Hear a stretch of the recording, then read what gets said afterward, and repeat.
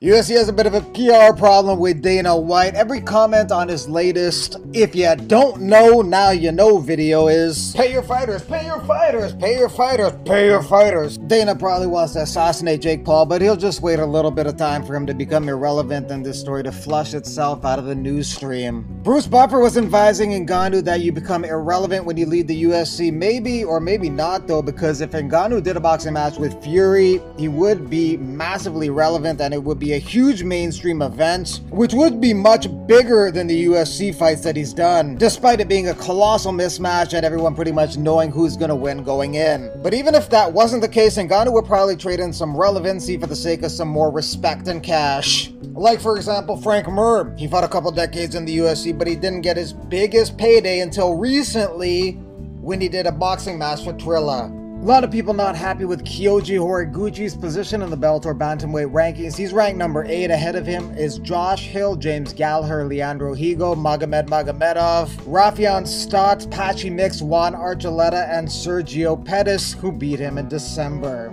Horiguchi has a record of 29-4. During his career in the UFC, he went 7-1. The only loss was to Demetrius Johnson, where DJ got the armbar. It's the latest submission finish in the UFC's history and can never be beat, but only be matched.